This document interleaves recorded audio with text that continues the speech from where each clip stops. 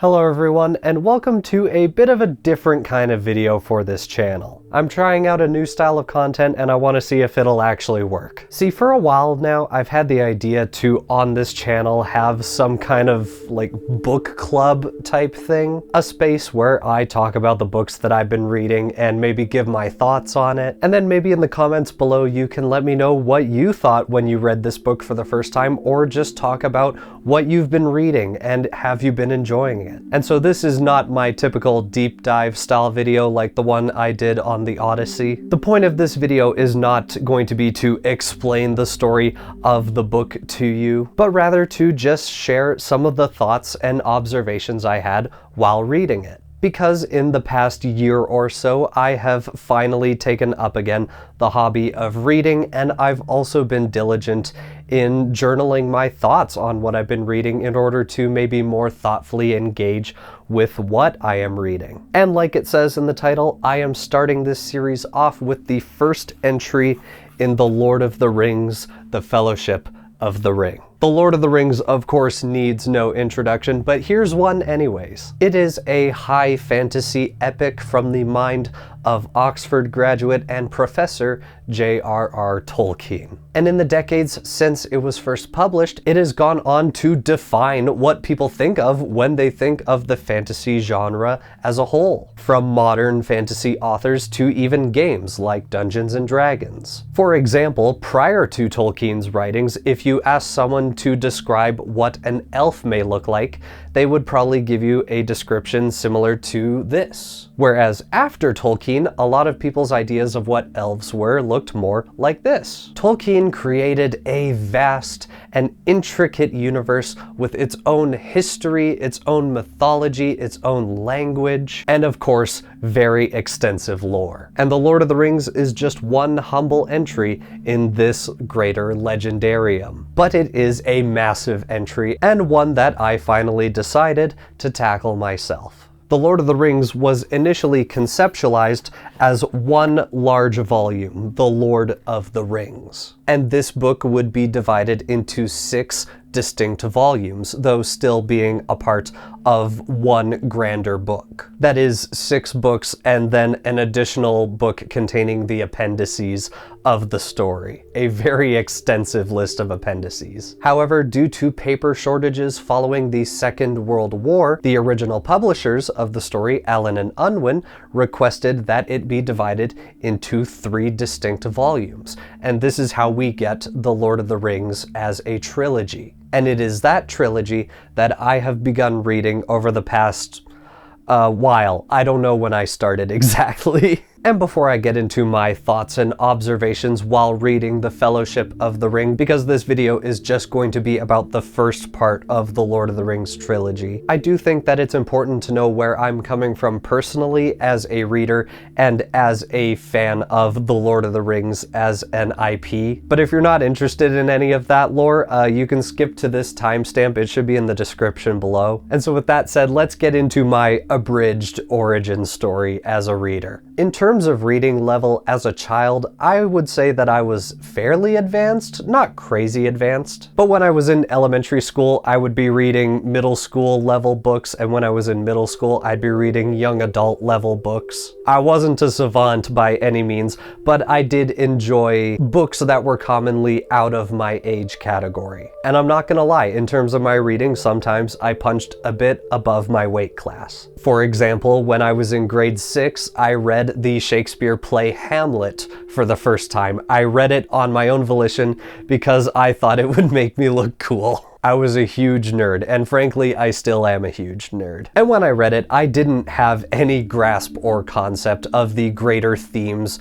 presented in the play. I just read it cover to cover and was like, "Yep, I have done that now." A simple cover to cover reading while drawing absolutely no insights whatsoever from what I was reading. I was just scanning words on a page. All for middle school bragging rights, I guess. And it is around this time in my life that I first tried to read The Lord of the Rings. Of course, I had previously been introduced to the world of The Lord of the Rings via the Peter Jackson adaptation, and I fell in love with those movies immediately, and I still love them to this day. They are the best trilogy of movies I have ever seen. And so eventually I decided that I wanted to read more about this universe for myself directly from the source. And boy oh boy did that not go well. People who have read the book before will get this, and maybe I'm getting a bit ahead of myself in this video, but the pacing of this great epic is notoriously slow. And I'll talk more about that later in this video, but needless to say, my middle school brain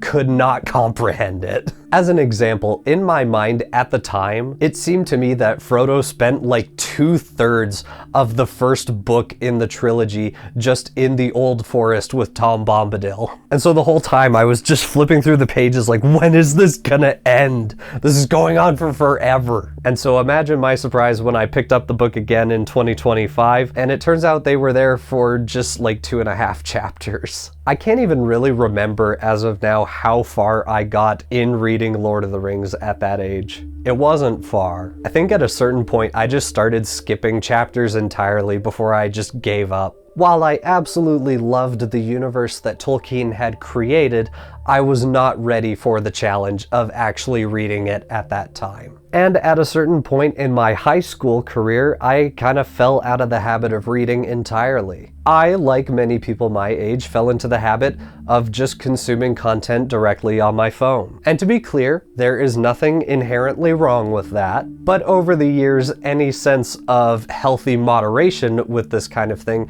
very quickly disappeared. If I wasn't with friends, at work, or working on school assignments, both in high school and in university, I was most likely either doom scrolling or watching YouTube for hours on end. It was a very unhealthy cycle, and a cycle that I have been trying to break over the last several months. And one of the changes that I have made is that first thing in the morning when I wake up, instead of going on my phone, I pick up The Lord of the Rings and I read. And not just reading, but also journaling in real time about what I am reading. Responding to the media I consume instead of just consuming it and forgetting it. And I began this journey by revisiting a challenge that I was unable to surmount as a child, that of course being The Lord of the Rings. And it being a very dense piece of writing, I have been taking my time with this. I have been in no rush to speed read the book, instead taking my time thoughtfully engaging with it and processing it as I go. And so I typically read about a chapter a day. Now some days I will read 2 chapters, or sometimes I will even take 2 days to read a chapter if I think that that chapter warrants particular attention. And this specific practice is probably not something I will keep up when I move on to other books, but it's something that I felt was necessary when reading The Lord of the Rings, that I wanted to engage with this universe slowly and patiently. But this is not something that I have done with other books I have read. For example, I think I finished Dune Messiah in like a week. But The Lord of the Rings is so dense in its history and in its content that I wanted to very thoughtfully and slowly approach this story. And this strategy may not work for everyone, but personally I think it's really helped me absorb the story much better. And for any proper bookworms who may watch this video, no, I do not currently put notes in the book itself. I don't write in it in pen or highlight my favorite quotes in the actual book. I've heard from a lot of readers that they really enjoy this method,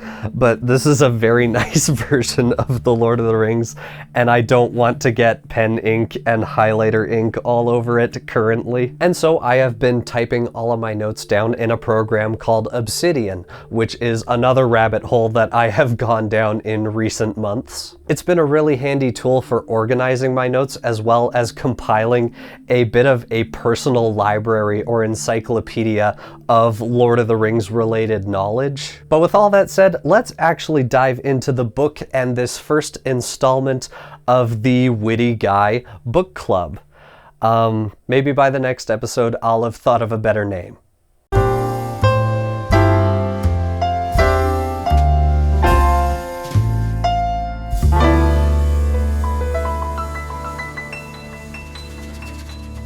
Now I'm just going to begin this video with some of the general observations I've accrued from just reading the story as a whole. And while these observations are specifically referring to the Fellowship of the Ring, the first installment in the trilogy, a lot of my notes about Tolkien's writing style can be applied to the entire Lord of the Rings as a whole. But firstly, this is a high fantasy story, which is a fancy way of saying that it is a story with its own contained world, its own universe, its own history. It takes place in a contained setting apart from the real world. And that is because The Lord of the Rings takes place primarily in the land of Middle-earth. And a big disclaimer I would give to anyone wanting to read this book for the very first time, I would say that the pacing is extremely slow. See, while Tolkien was writing this book, he was also using it to build an entire world. A world that is rich in history, thousands of years of history prior to the events of The Lord of the Rings. And as we journey with these characters, Tolkien describes the land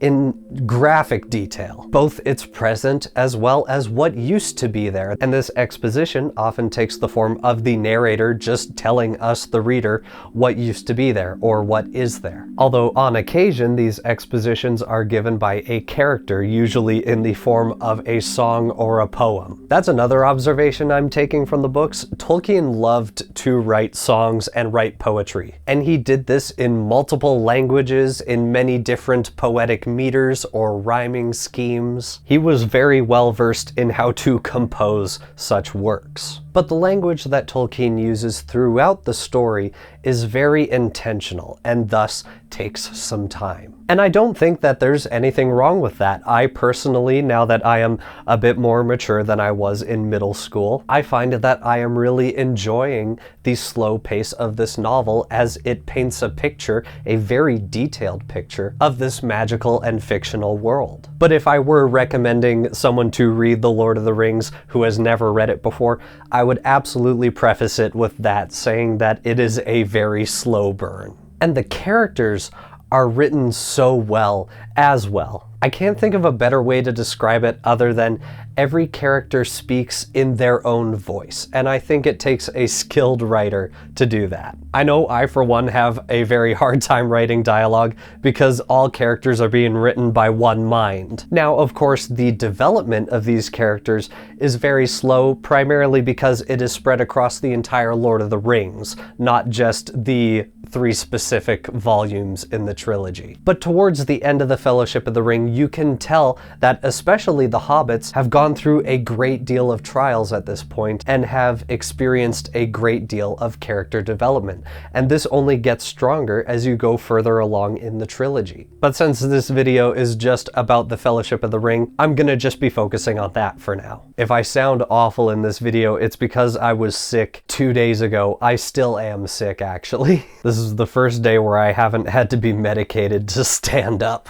And in terms of themes you can find in the story, there are many themes that are very iconic when it comes to fantasy material. Acts of heroism, courage, stuff embodied in characters like Aragorn. And there is the theme that is very common with Tolkien's writings, particularly about hobbits, and that even the smallest and seemingly the most insignificant of people can be the vessel for the greatest actions to be seen in the world. The events of The Hobbit, for example, would not have been possible without the intervention and involvement of Bilbo Baggins, of all people. And of course, as most people who are probably watching this video know the story of The Lord of the Rings, the entirety of Middle-earth could not have been saved from the destruction of Sauron without the intervention of the most unlikely character of Frodo Baggins. And of course he had a great deal of help from his fellow hobbits, Sam, Merry, Pippin, even Gollum. Although he's technically not a hobbit, he, to my knowledge, is something that came before hobbits. But all that to say is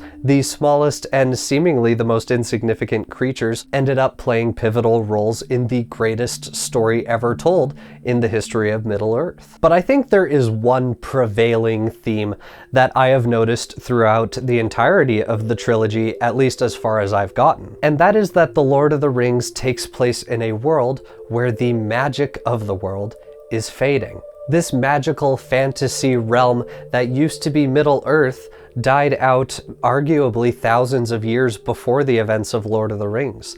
And a lot of the characters that you see are just living in the remains, the last vestiges of a dying world, with very few now who even remember such a time. And I'll be bringing up several quotes from the Fellowship of the Ring that kind of enforce this greater theme of the time of magic in the world being almost over. That's all I have for now in terms of overarching observations, so now let's get into the actual text. Just as a quick disclaimer, I only decided to start journaling about what I was reading partway through the Fellowship of the Ring. I did not start at the very beginning, so a lot of my detailed notes unfortunately begin with chapter 11, A Knife in the Dark. So I'm gonna just quickly try and remember things prior to that, just in my head, I guess. One big observation prior to that chapter is that the events between Frodo getting the ring and Frodo going on his quest play out over a much greater length of time than what was condensed into the Peter Jackson movies. And this whole video is not going to be about the differences between the book and the Peter Jackson films. I want to judge this story based on its own merit because this story came first. But to my recollection, Frodo and Gandalf have this very concerning conversation about this ring might be dangerous. I need to go do some research about it. And so Gandalf just kind of rides off into the sunset. And then I'm pretty sure it's like 7 years before anything else happens, which is fair. Wizards do be poring over old tomes, but I just love the idea of them sitting at the table like there's no time to wait. And then 7 years pass. Another interesting thing that I found with Bilbo's birthday, apparently in the Lord of the Rings or in Hobbit culture as a whole, it was actually tradition for the person having the birthday to get their guests presents rather than the other way around. The person having their birthday did not expect gifts, instead they had to give out party favors. And because Bilbo was very well off because of his quest to the Lonely Mountain, everyone in Hobbiton and everyone who was invited to the party always looked forward to Bilbo's parties because he always gave these lavish gifts. And there's a lot of detail in there concerning the outcome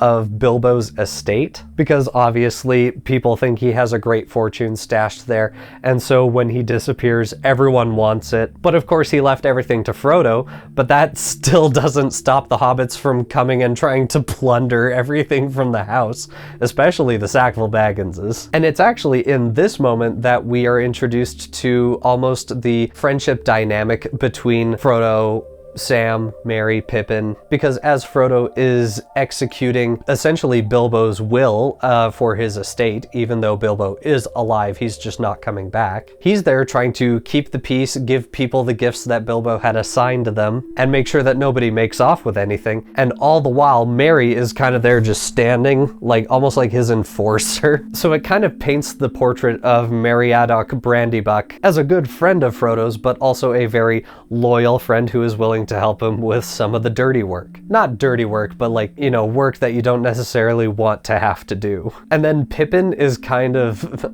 almost Merry's bumbling sidekick, but not as much as he is in the movies. He has his moments of immaturity, and that makes sense because he is the youngest of the 4 hobbits, but he is still a Took, and the Tooks are a very noble family of hobbits that go back centuries. Many of Pippin's predecessors had been thanes in the Shire. Leadership of the Shire is kind of divided into 3 individuals, and one of them is the thane, and a lot of Tooks had previously been thanes in the Shire. And so he has this dichotomy where he speaks eloquently and kind of carries himself like a nobleman, but he is also young, and he is prone to immaturity, prone to making jokes when he shouldn't be. A lot of moments in the Peter Jackson films of Gandalf chastising him, you know, "You fool of a Took," that is canon to the books. But eventually they do set out from Hobbiton and begin this great quest. And then we're immediately derailed by 2.5 chapters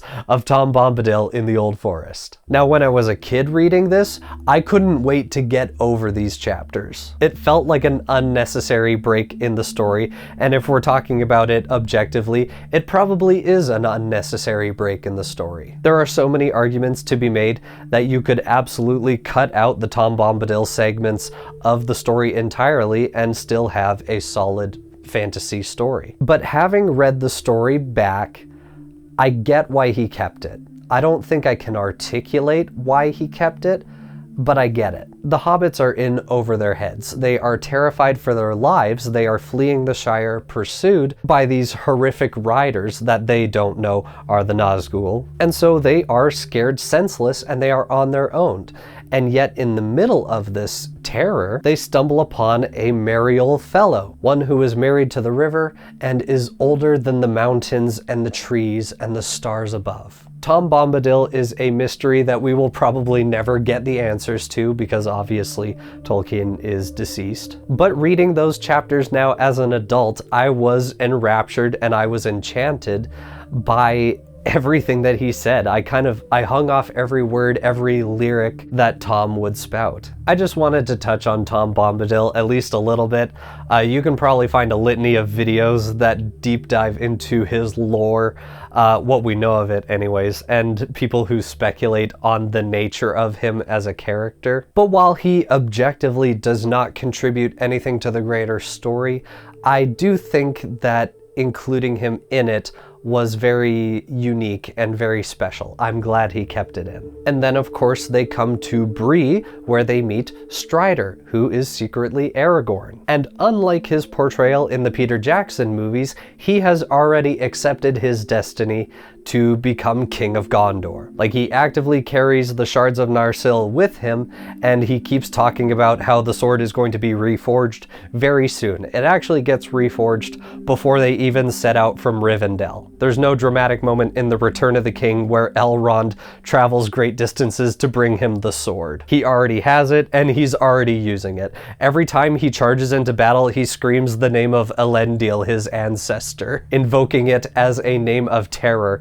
in the ears of the orcs. And now I'm going to skip to A Knife in the Dark, because that's where my actual notes pick up. Those are just some of the things that I remember off the top of my head from reading the first part of The Fellowship of the Ring. And I'm not going to go over every note, I hope. Just some of the good ones. Beginning with a moment where Strider and the hobbits are just about to leave Bree. They are set to leave in the morning, but during the night, the Nazgul storm the town of Bree and scatter all of the horses. See, the Nazgul in the books, they have this kind of aura of fear about them. Their very presence is like ice to the heart. And so as they storm the town of Bree, all of the horses of the town flee in terror, including those of Strider and the ponies that the hobbits had brought. So basically they have no way out of there, at least no fast way out of there. That is until the day is saved by a character named Bob, who is a stable handler and a hobbit who lives in Bree. When all hope seemed lost and they had lost any means of transporting their goods, transporting themselves, Bob came back to them saying that one pony remained. In the end, there was more than 3 hours delay. Bob came back with the report that no horse or pony was to be got for love or money in the neighborhood, except one. Bill Ferny had one that he might possibly sell. "A poor old half-starved creature it is," said Bob. Bill Ferny, a rather sleazy character, has one starved pony that they can purchase from him. This is a minor example of a greater theme that I talked about earlier. A minor moment in the story where all hope seems lost, but they are saved by the most unlikely creature imaginable. A single, malnourished pony that carries them from Bree to Rivendell. And in that very same page that quote is from, it mentions that while people had thought the horses and ponies of the stables had been stolen in the night, as it turns out they had just been scared off. And so eventually the ponies that had belonged to Merry made their way back to Tom Bombadil, and from there back to Bree, although not in time to be reunited with Merry and the other hobbits. But I think that goes to show, yet again, a small example of a greater theme in the Lord of the Rings as a whole, in the Fellowship as a whole, that the actions of evil, however terrible, are temporary. Evil can last for hours, for years, for centuries, but eventually it will end. This is a consistent theme in The Lord of the Rings and is very consistent with Tolkien's faith, himself being a devout Catholic. But that does not mean that the corruption of evil is any less real, because as Strider or Aragorn points out in that very chapter, quote, "Not all the birds are to be trusted, and there are other spies more evil than they are." The evil in Middle-earth has existed for so long that it has polluted several aspects of creation, to the point where even some of the birds in the sky are agents of its evil. And in this chapter we get a great example of what I was talking about coming to a location and then Tolkien giving you the entire history of this fictional location, because Strider and the hobbits arrive at the ruins of Weathertop. And we are told that Weathertop used to host a watchtower that was referred to as Amon Sul. This was a tower that existed during the days of what is referred to as the North Kingdom, presumably the Kingdom of Arnor. It is a station that defended the hills of Arnor from the evil that was present in Angmar. And it was here in the days of the Last Alliance that Elendil the Great, that Elendil the Tall, waited upon the coming of the High King Gil-galad from the west. And then Aragorn goes into this whole poem, this ancient song about the legend of Gil-galad the Mighty, one of the strongest elves in the First and Second Age. Not as strong as Fingolfin, for any Lord of the Rings fans, I know about him, but mighty nonetheless. And there are so many examples of that throughout the entire Fellowship, as well as the entire Lord of the Rings as a whole, where you come to a location and you hear this vast and ancient history about it. And of course, towards the end of the chapter, we get an example of what I was talking about the very presence of the Nazgul radiating fear. Over the lip of the little dell, on the side away from the hill, they felt, rather than saw, a shadow rise. One shadow or more than one. They strained their eyes and the shadow seemed to grow. Soon there could be no doubt. 3 or 4 tall black figures were standing there on the slope, looking down on them. So black were they that they seemed like black holes in the deep shade behind them. Frodo thought that he heard a faint hiss as of venomous breath and felt a thin, piercing chill. Then the shapes slowly advanced. Terror overcame Pippin and Merry, and they threw themselves flat to the ground. Sam shrank to Frodo's side. Frodo was hardly less terrified than his companions. He was quaking as if he was bitter cold, but his terror was swallowed up in a sudden temptation to put on the ring. And it is here at Weathertop that Frodo is stabbed by the greatest of the Nazgul, receiving the poisonous wound that he would carry all of his life. I mainly read that quote just to demonstrate the icy terror that the Nazgul carry with them. It is like an aura that goes before them. And we see the effects of that poison in the next chapter. See, in the books, the poison is much more of a spiritual poison. As it spreads through his body, it causes him to forget all that is good in the world, drawing him closer and closer to despair. He laid down again and passed into an uneasy dream, in which he walked on the grass in his garden in the Shire, but it seemed faint and dim, less clearer than the tall black shadows that stood looking over the hedge. The poison makes the paradise of the Shire seem like a distant dream, and the cold terror of the Nazgul seem like the only reality there is. And this is also expounded upon in other small notes throughout the chapter. For instance, when he is laughing and joking with his friends, the poison's effects lessen as joy is restored to his heart and he begins to hope again. But as soon as he begins to dwell on his despair once more, the poison becomes stronger. And it's in this chapter that I documented a little linguistic trick that I really appreciated from Tolkien. There are probably so many linguistic tricks that'll go over my head because I'm not a linguistics major. But Frodo, Merry, and Pippin all come from nobler families in the Shire, the kind of the upper class, as it were. And so all 3 of them speak with an eloquence that befits their status. But Samwise is part of the lower class. And so when he speaks in the novel, he speaks with a distinctly more informal dialect. I don't really have a direct example that I cite in my notes, but it comes across very clearly when you read the story. Okay, my next note is a little bit funny. This occurs after Frodo has been healed by Elrond in Rivendell. See, he had been delivered to Rivendell, and the Nazgul had been attempting to cross the Bruinen in order to retrieve him. The Bruinen is the river that marks the border of Rivendell, but as they tried, a great tidal wave is sent down the length of the river and washes them away. And as Frodo watches, he can see the faint outline in the water of what seems to be horses and cavalrymen, but made entirely of water. And we get a little bit of an explanation about that in this upcoming chapter, and it's just so funny to me. See, Gandalf is telling him what happened, and so he is speaking about the flood that he witnessed. "Elrond commanded it," answered Gandalf. "The river of this valley is under his power, and it will rise in anger when he has great need to bar the ford. If I may say so, I added a few touches of my own. You may not have noticed, but some of the waves took the form of great white horses with shining white riders." And so in this moment, Elrond is defending the city of Rivendell by summoning this great wave using his magic in order to wash the Nazgul away.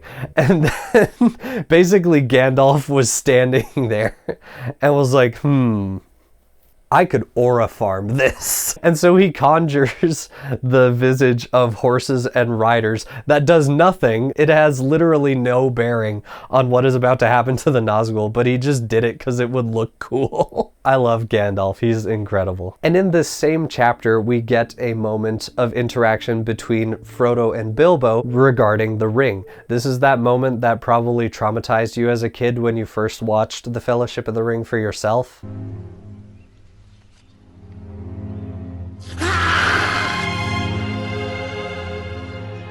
See, in the book, it's a little similar, but also distinctly different. When he had dressed, Frodo found that while he slept, the ring had been hung about his neck on a new chain, light but strong. Slowly he drew it out. Bilbo put out his hand, but Frodo quickly drew back the ring. To his distress and amazement, he found that he was no longer looking at Bilbo. A shadow seemed to have fallen between them, and through it he found himself eyeing a little wrinkled creature with a hungry face and bony, groping hands. He felt a desire to strike him.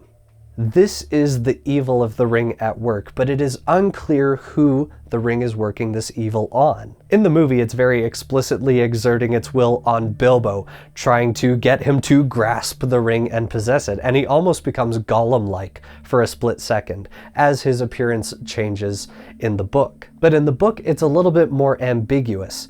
Is the ring corrupting Bilbo to try and seize the ring from his nephew, or is the ring forcing Frodo to clutch tighter onto it to protect it by making him see his uncle as this shriveled, grasping creature? It's unclear, and I think that that little detail is really cool. And then we come to the exposition chapter of the story, and that is the Council of Elrond. And I'm not going to go over all of the exposition in that chapter, that would be way too much. I'm just going to point out some of the highlights from my notes. One of which is when Gandalf is recalling his story in front of the council on the betrayal of Saruman, because that whole conversation takes place a lot differently in the book.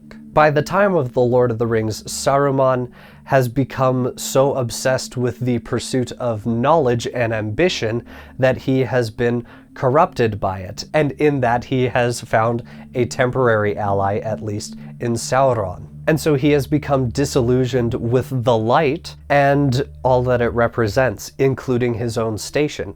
And so when he reveals himself to Gandalf, he reveals himself not as Saruman the White, but Saruman of many colors. And then he unfurls his robes, and Gandalf can see that instead of being white robes, they are an ever-shifting, almost prismatic pattern of color. And he speaks with this eloquence. There is a lot of emphasis given to the power of Saruman's speech. He, with his language, is able to almost magically compel people to view him as smart and them as fools for not listening to him. And so his speech is obviously very pompous, very elaborate, and then Gandalf has this reply. This conversation begins with Gandalf telling Saruman that Radagast, the brown wizard, had told him of the Nazgul riding in the west, and Saruman kind of rebukes Gandalf and Radagast. "Radagast the brown," laughed Saruman, and he no longer concealed his scorn.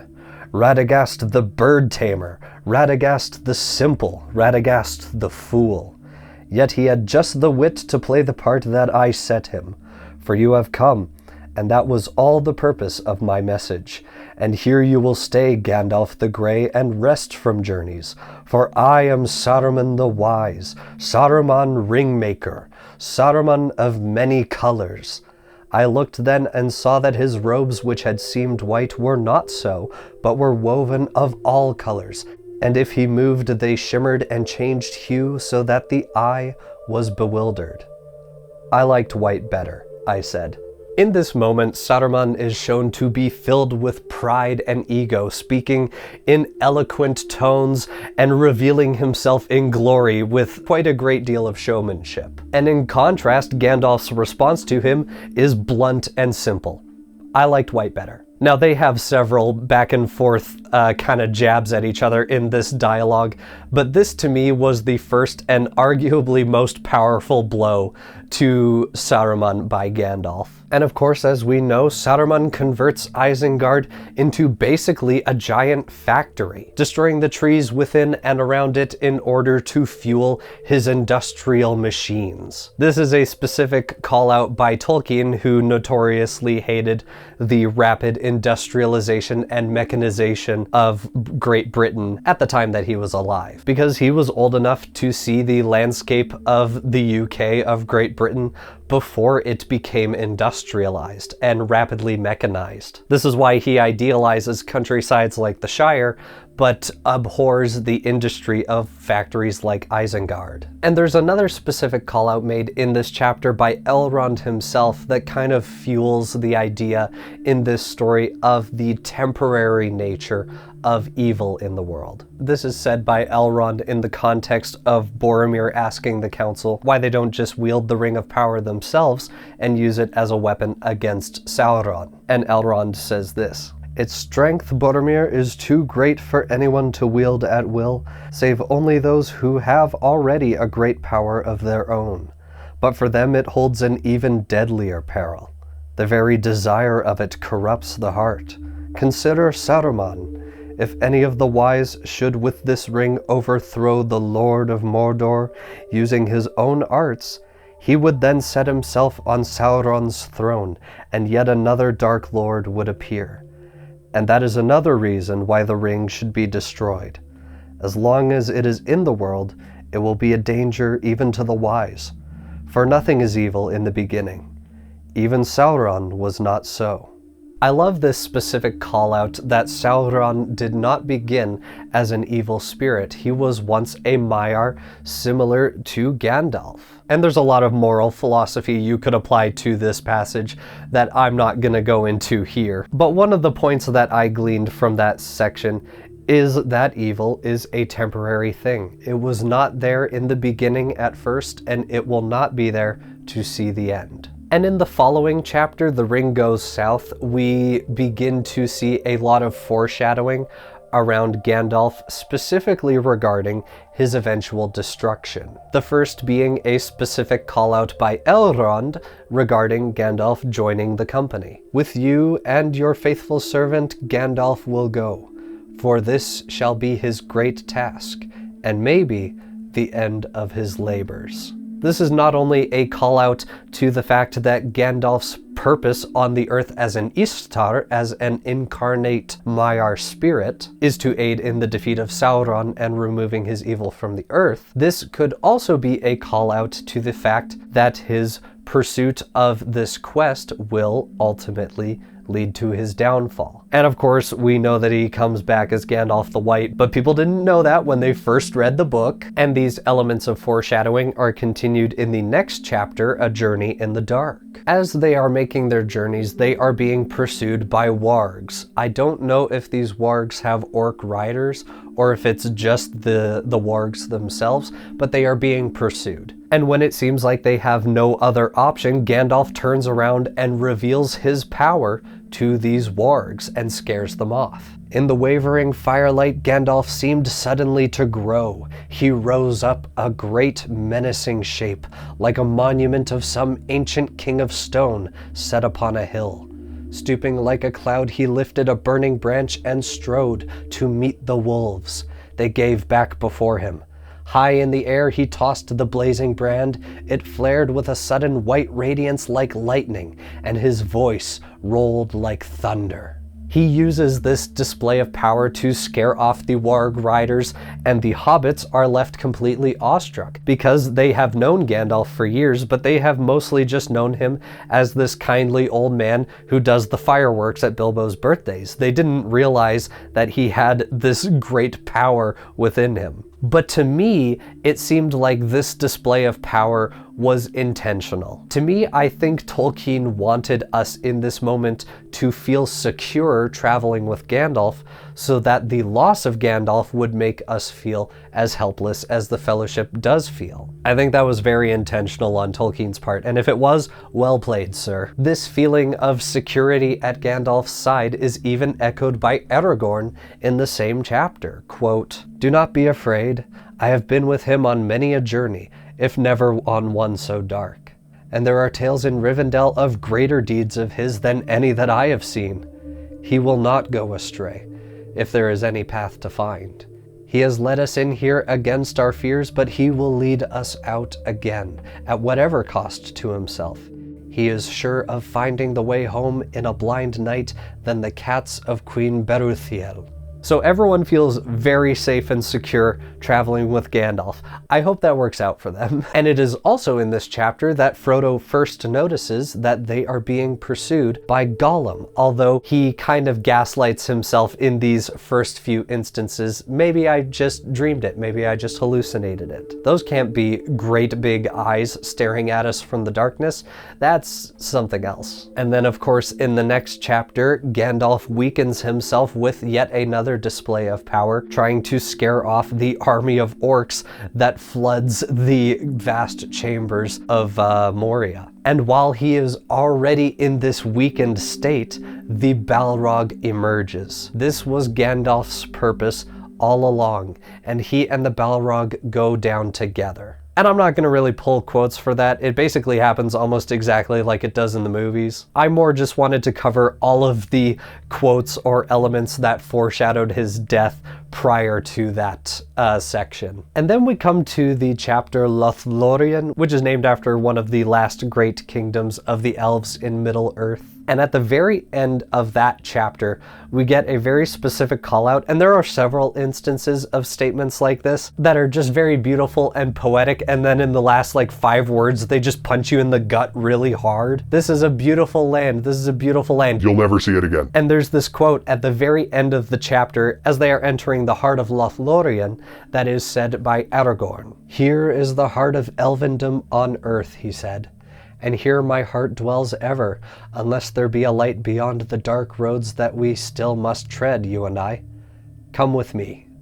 And taking Frodo's hand in his, he left the hill of Ciryn Amroth, and came there never again as a living man.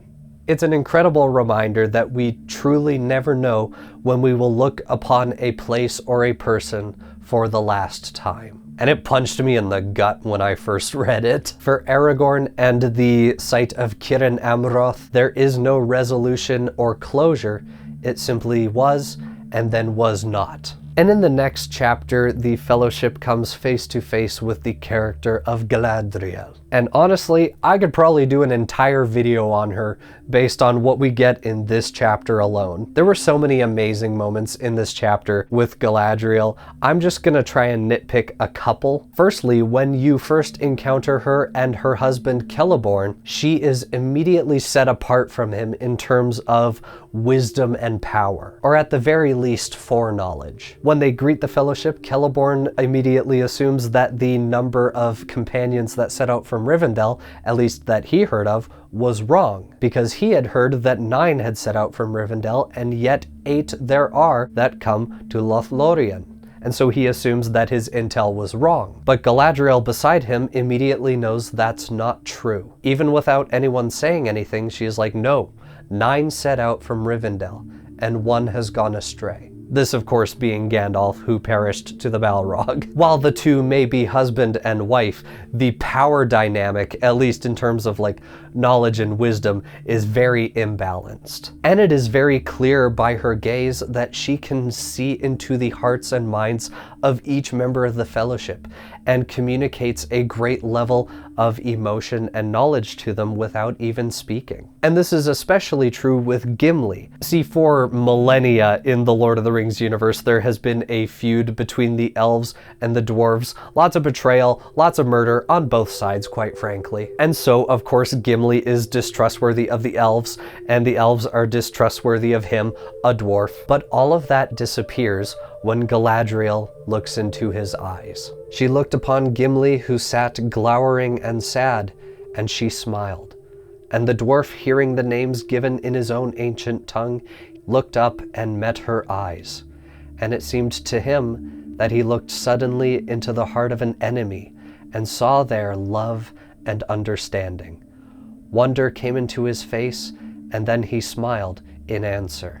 This is the beginning of the turning point, at least with Gimli, in terms of the relations between the dwarves and the elves. And this is also where we see Legolas and Gimli beginning to have a blossoming friendship. I love the specific call out by Tolkien that when Gimli looked into her eyes, it was like looking into the face of the enemy and seeing their only unadulterated love. It's a beautiful moment. And we also see a bit of foreshadowing in the form of the Mirror of Galadriel, which shows visions of the future, things that could come to pass, things that have come to pass in the past. And even Sam is allowed to look into this enchanted mirror. And what he sees is a bit of foreshadowing for the Two Towers. He sees himself and Frodo in this dark, mountainous landscape that we will come to see is the mountain pass of Cirith Ungol. And in the next book, he will have that moment of realization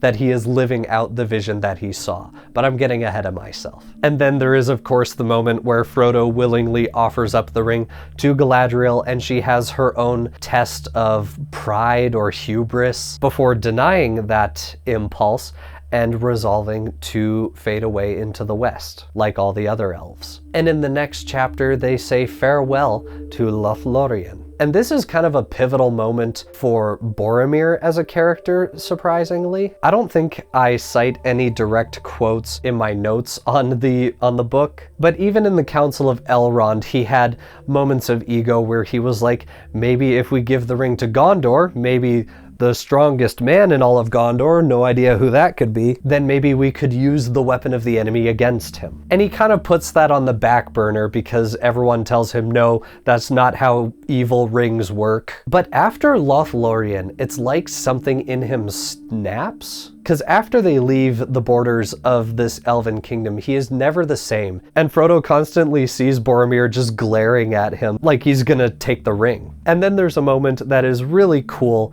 in the writing of Tolkien that I think is absolutely lost in the Peter Jackson adaptation, and that is Gimli's request from Galadriel. Obviously, we get details in the movie on what it is that he asked for, and it is extremely significant that she actually gave him his request. He had requested 1 strand of her hair, but she gave him 3. And to people watching the movie, you're just kind of like, okay, kind of weird, but okay. But in the book, this is shown to be a powerful moment of reconciliation between the elves and the dwarves, and the language is very powerful. I will read it now. "And what gift would a dwarf ask of the elves?" said Galadriel, turning to Gimli. "None, lady," answered Gimli. "It is enough for me to have seen the Lady of the Galadrim, and to have heard her gentle words. Hear all ye elves," she cried to those about her. "Let none say again that dwarves are grasping and ungracious. Yet surely, Gimli, son of Gloin, you desire something that I could give. Name it, I bid you. You shall not be the only guest without a gift." "There is nothing, Lady Galadriel," said Gimli, bowing low and stammering. Nothing, unless it is permitted to ask, nay, to name a single strand of your hair, which surpasses the gold of the earth as the stars surpass the gems of the mine. I do not ask for such a gift, but you commanded me to name my desire." The elves stirred and murmured with astonishment, and Celeborn gazed at the dwarf in wonder, but the lady smiled. "It is said that the skill of the dwarves is in their hands rather than in their tongues," she said. "Yet that is not true for Gimli, for none have ever made to me a request so bold and yet so courteous. And how shall I refuse, since I commanded him to speak? But tell me, what would you do with such a gift?" "Treasure it, lady," he answered, "in memory of your words to me and our first meeting. And if ever I return to the smithies of my home, it shall be set in imperishable crystal to be an heirloom of my house, and a pledge of goodwill between the mountain and the wood until the end of days." Then the lady unbraided one of her long tresses and cut off 3 golden hairs and laid them in Gimli's hand. "These words shall go with the gift," she said. "I do not foretell, for all foretelling is now in vain. On the one hand lies darkness, and on the other only hope. But if hope should not fail, then I say to you, Gimli son of Gloin, that your hands shall flow with gold, and yet over you gold shall have no dominion."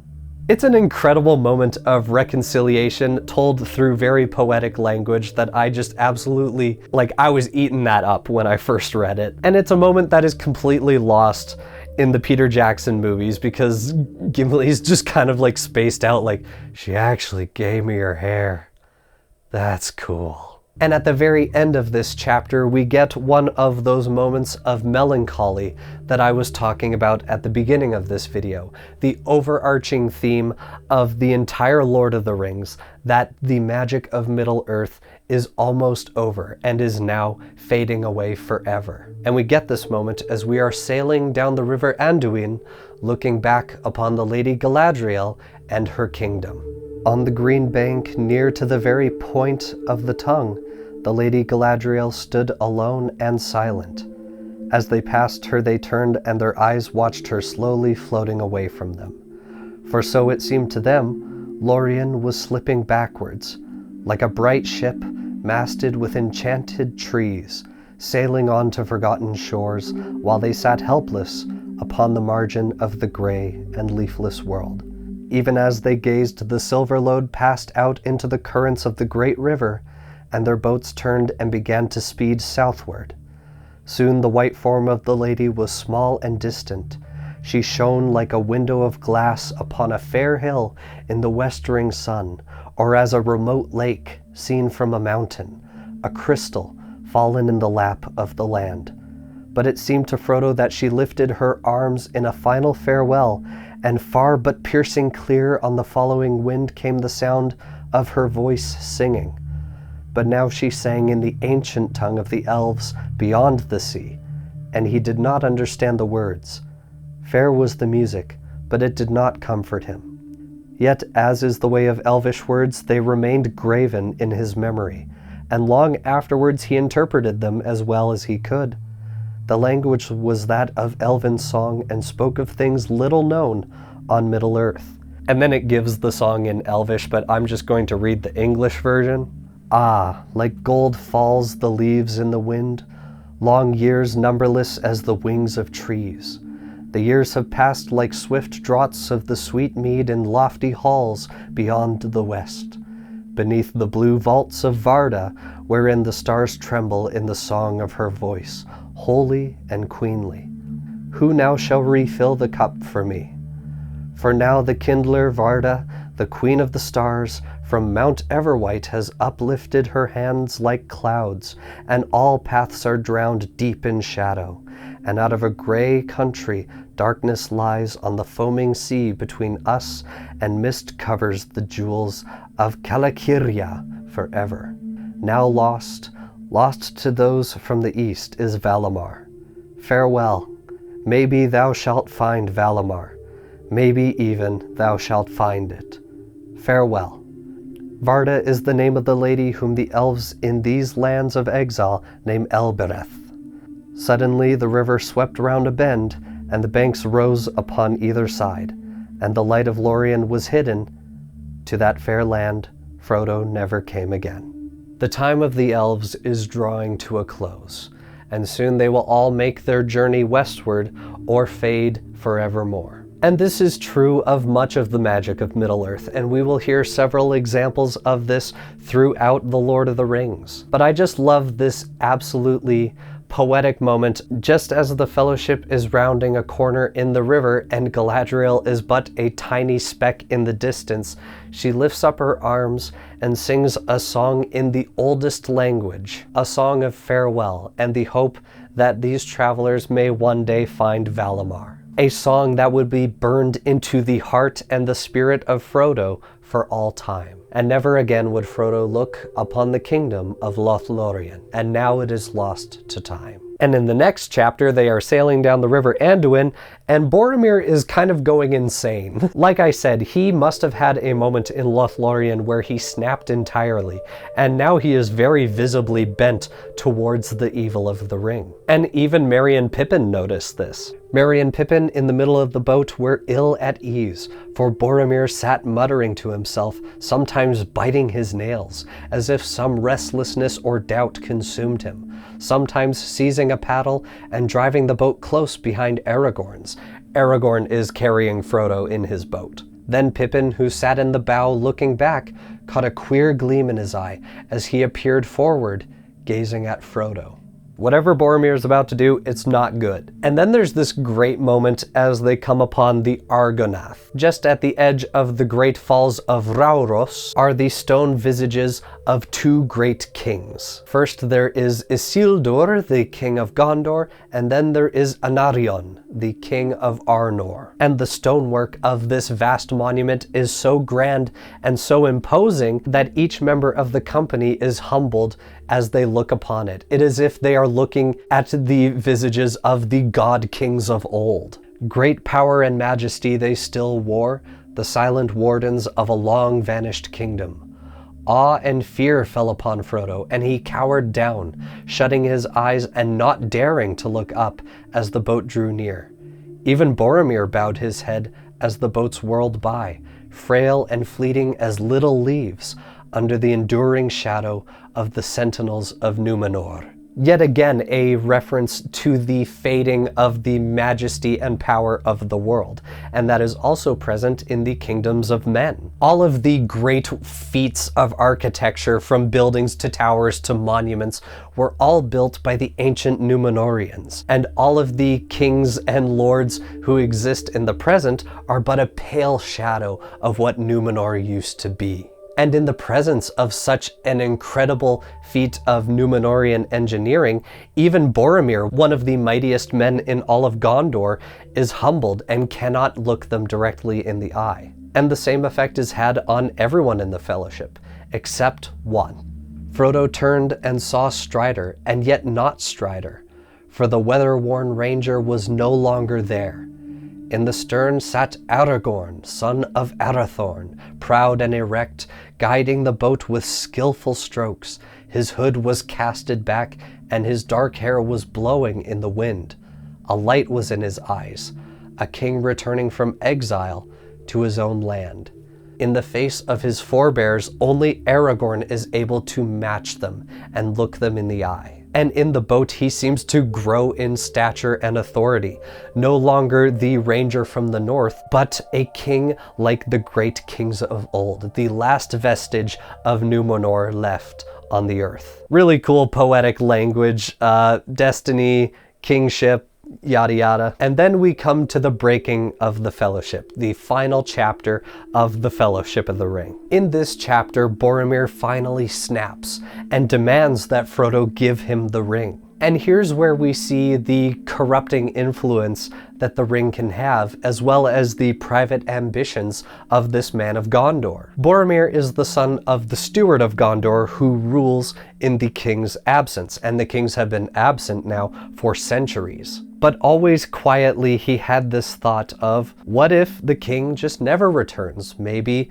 we need a new king. But when he talks to Frodo about giving him the ring, his goals start off as very noble. Using the ring, I will drive back the orcs right into Mordor. I will destroy Sauron in his heart. But as he talks and as he becomes more and more consumed with this idea, it turns inward and becomes more selfish. What could not Aragorn do? Or if he refuses, why not Boromir?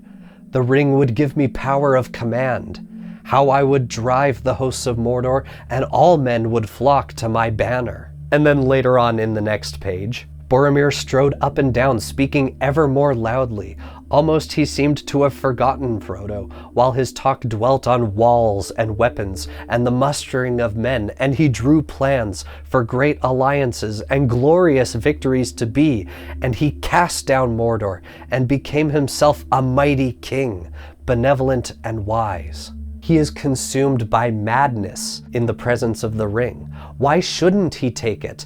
Use the weapon of the enemy against him, forge alliances, drive the orcs back, become king of all Gondor. Why shouldn't he?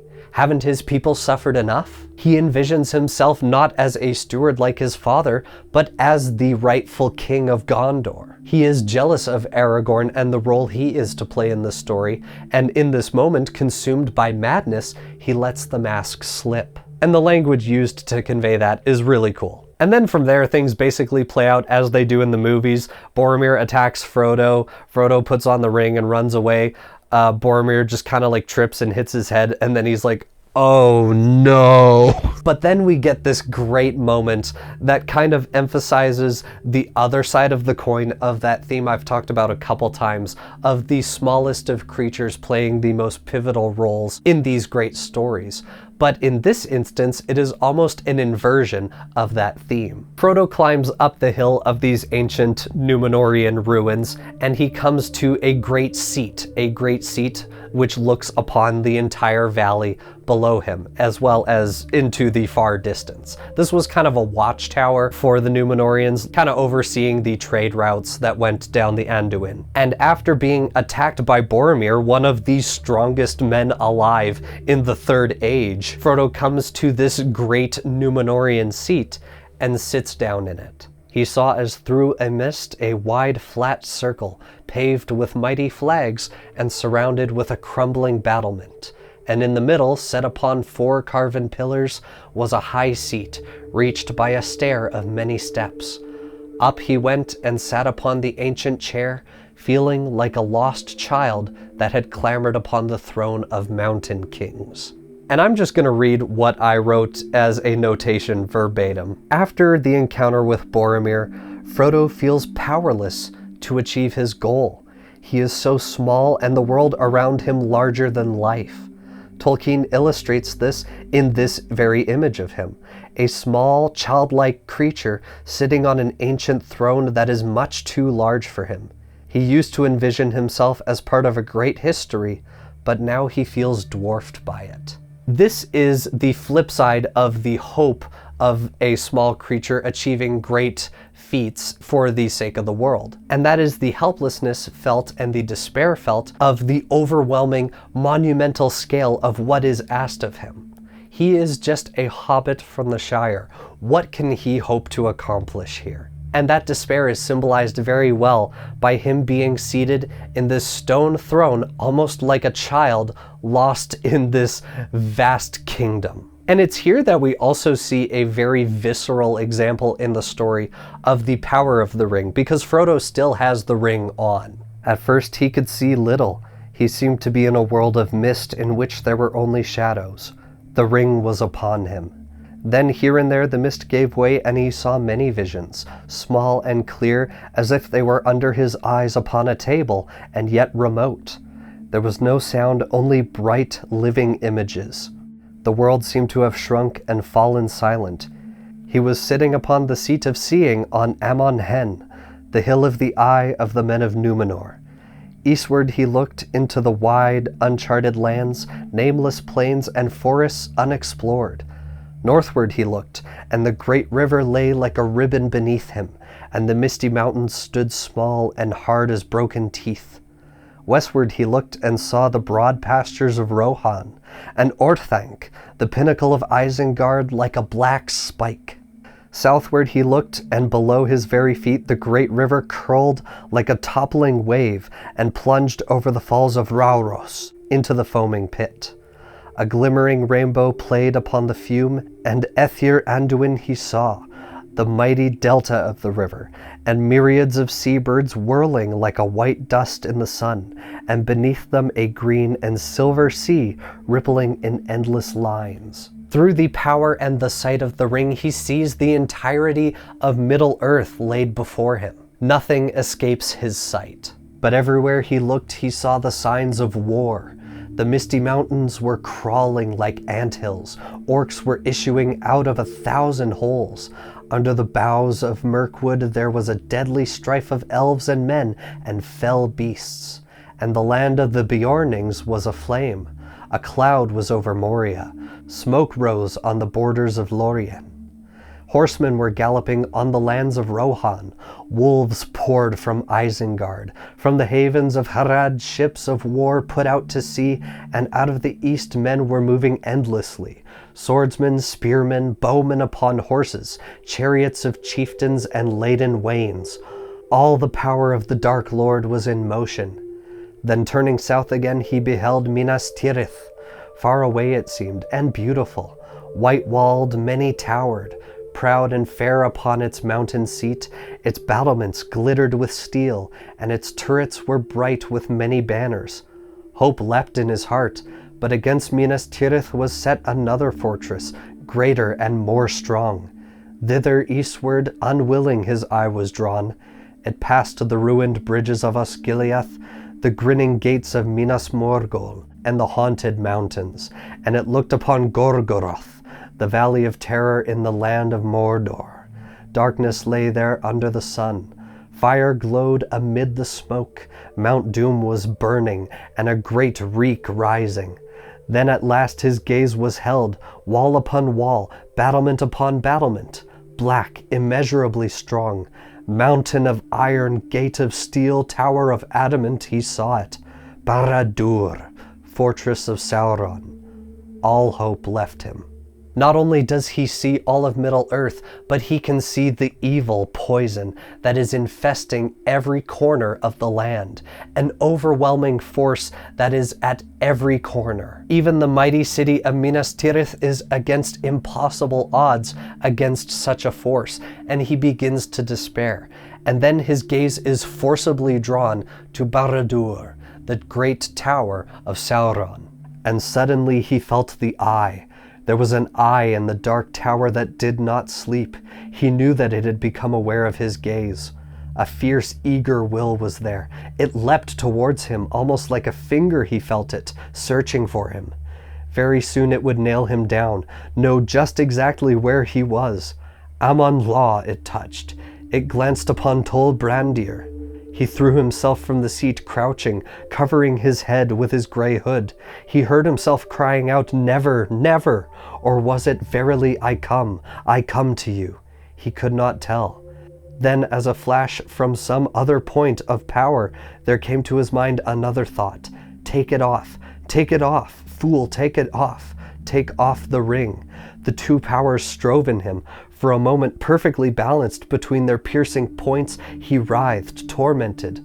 Suddenly he was aware of himself again. Frodo, neither the voice nor the eye, free to choose, and with one remaining instant in which to do so, he took the ring off his finger. He was kneeling in clear sunlight before the high seat. A black shadow seemed to pass like an arm above him. It missed Amon Hen and groped out west, and faded. Then all the sky was clean and blue, and birds sang in every tree.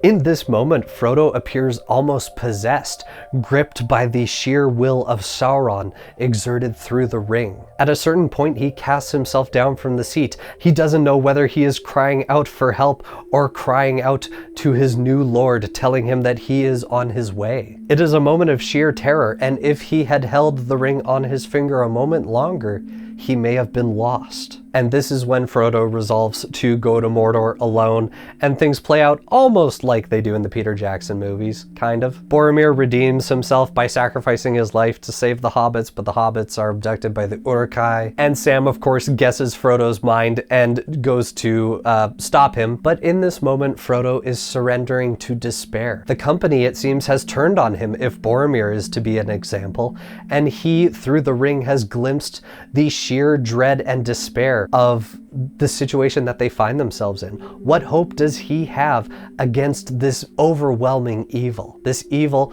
that numbers in the millions and is all around him. And who is there to bring the light back into his heart but Sam? "It would be the death of you to come with me, Sam," said Frodo, "and I could not have borne that."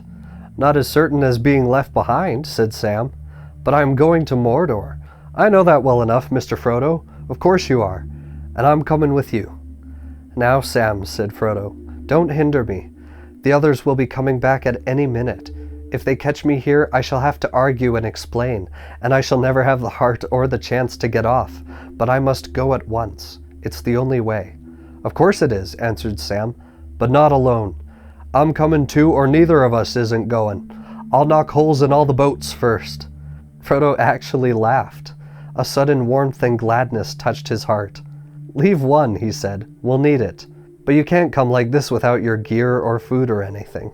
It is only the voice of Sam, naive maybe, but hopeful, that restores Frodo's faith, that maybe, just maybe, they can do it. And then he and Sam set off, and that is the end of the Fellowship of the Ring. Those are just some of my thoughts about reading it. I hope this was entertaining. I wanted this to be a more informal, kind of like book club style video where I just talked about the themes and some of my favorite quotes coming out of the book and how it relates to the story as a whole. And so I hope this book club was enjoyable. And if you have any thoughts on anything I talked about, anything you got from your readings of The Lord of the Rings, leave them in the comments below. Or if you have any thoughts on what you're reading right now, you can leave them in the comments. I'd love to hear what you're reading, how you're enjoying it. And very soon I will have a follow-up video to this one on The Two Towers, because I did just recently finish The Two Towers. And so the first two installments of this book club are going to be coming out really close together, although Return of the King is going to come a while later because I have only just started reading that. So expect that in the distant future, and the video on The Two Towers in the near future. And with all that said, thank you so much for watching. Huge shout out to the patrons, of course, Sean, Happy the Knife, and the top tier patrons RD and Snowy.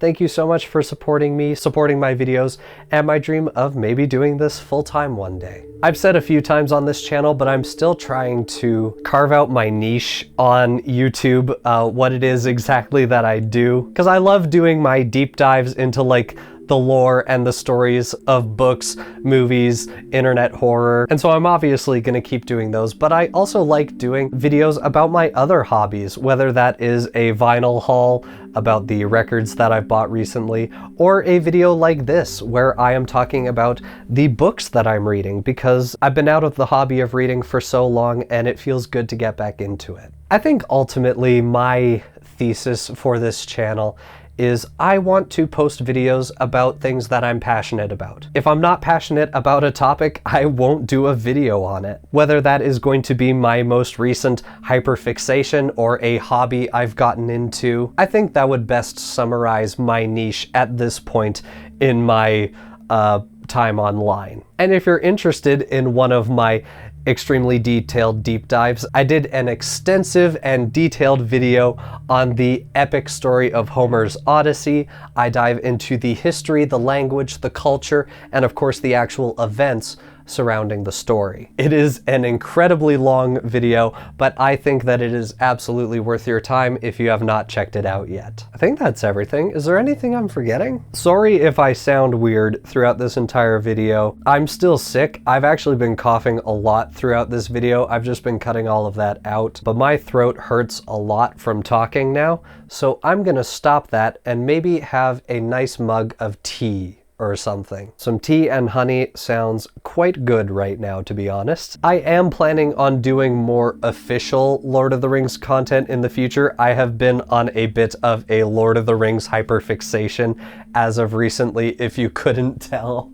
Yeah. I'm not going to do a deep dive into the story of The Lord of the Rings beyond what I'm doing in these book club style videos, but I am planning on eventually writing a script for a video covering the story and the history of the Silmarillion. So if you're interested in the Silmarillion, stick around. Not sure when that'll be out, but it will come. And for the people whose ears perked up when I mentioned Dune Messiah earlier in the video, I am planning on doing a video talking about the story of Dune Messiah before the movie comes out. I think there is rumors of a trailer for Denis Villeneuve's adaptation of Dune Messiah coming very soon. And so I absolutely want to get the Dune Messiah video out before the movie releases, because I think it is an incredible story. I was enraptured the whole time. Like I said, I finished this book in about a week, which this is not a particularly thick book, but for me, that is record time. I do also have a script for a kind of Lord of the Rings primer video for people who are maybe new to the universe of the Lord of the Rings and they don't know who's who, what's what, where's where. And that video script is a little all over the place. I'm still figuring out the structure of that script, but if I can get that right, then I will absolutely be doing a Lord of the Rings primer video for the channel as well. Kind of a video to just like dip your toes into the greater universe of not just the Lord of the Rings, but the Middle-earth legendarium as a whole. And I've also started working on this year's Halloween video, which is record time for me. I've never started a Halloween video this early, but I know what I'm doing, I know what I'm gonna talk about, and it's gonna be good. I'm not gonna say what it is, but I will say that a couple commenters are going to be very, very happy. It's gonna be very spooky, and I think you're gonna love it. If you like horrific things. But that's everything for now. I'm going to get editing this video. Hopefully this will cut down to something that is comprehensible. Thank you so much for watching this first episode of the WhittyGuy Book Club, title pending. Look out for Two Towers in the near future, and I will see you next time for whatever I've got cooking. Probably the Two Towers video. I hope that you're excited for that because I know that I am. And cut. I'll get it out of the way so you can actually see the setup I'm rocking on the back here. I usually film at the bookshelf over there, but I thought this video deserved the Middle-earth fantasy wall. Okay, bye.